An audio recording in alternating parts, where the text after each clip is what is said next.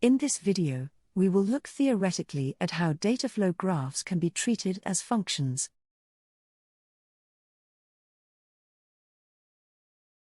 Previously, we saw how Dataflow programming is a paradigm that models a program as a graph of nodes.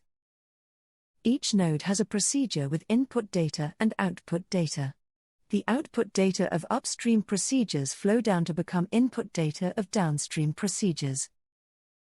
In the example, we show a Dataflow graph with 4 procedures.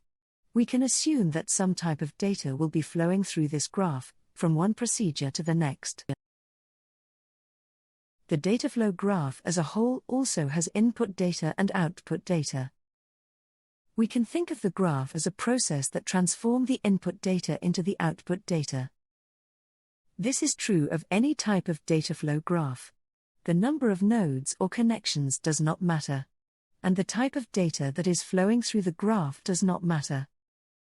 The graph is always transforming input data into output data. This means that we can also think of a Dataflow graph as a single function. Theoretically, we can imagine that the Dataflow graph can be converted into such a function. The function has some input data that gets passed in as an argument. Executing the function then produces some output data. We will refer to this as a Dataflow function, meaning a function that encapsulates a Dataflow graph. Next, we will see how such a function can be useful.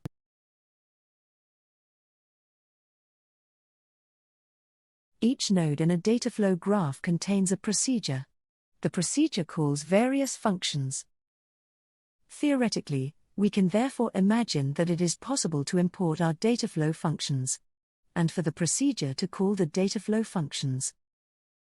In the example, we have highlighted a snippet of code in procedure U. This snippet of code calls a Dataflow function.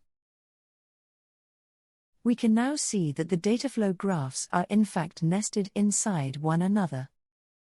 The top-level Dataflow graph has nodes with procedures. One of those procedures calls a Dataflow function. And that Dataflow function encapsulates another Dataflow graph.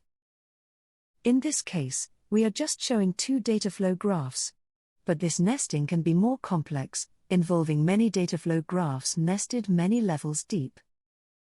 Now, let's go one step further, and consider how we can create libraries out of these Dataflow functions.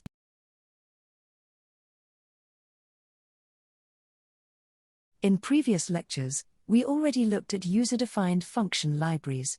Such a function library is a collection of user-defined functions. We have also just seen how Dataflow graphs can be converted into user-defined functions.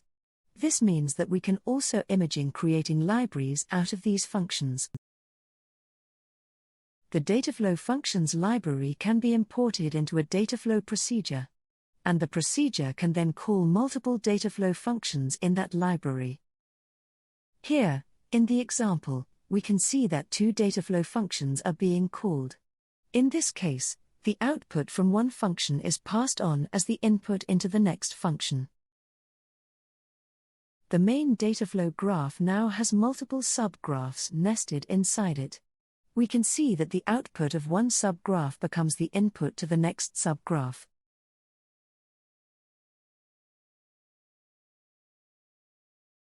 Consider that we are creating a Dataflow graph that will eventually become a Dataflow function. In such a case, we need to leave the input data undefined, because that input data will eventually be defined by the procedure that calls the function. However, this creates a problem. We cannot execute the Dataflow graph without any input data. And if we can't execute it, it will be very difficult to develop any of the code. In order to be able to develop the code, some temporary input data will be required. One simple solution is to add an extra node to the start of the graph. This node can have a procedure that generates some temporary test data. This test data can then be used to execute the Dataflow graph when developing the code. When the graph is converted into a Dataflow function, this first node needs to be ignored, since we do not need the test data when calling the function. The temporary input data generated by the first node can be some typical data. However, the function may be called by many different procedures. The actual input data can still vary significantly. As a result, additional care must be taken to test that the functions are robust.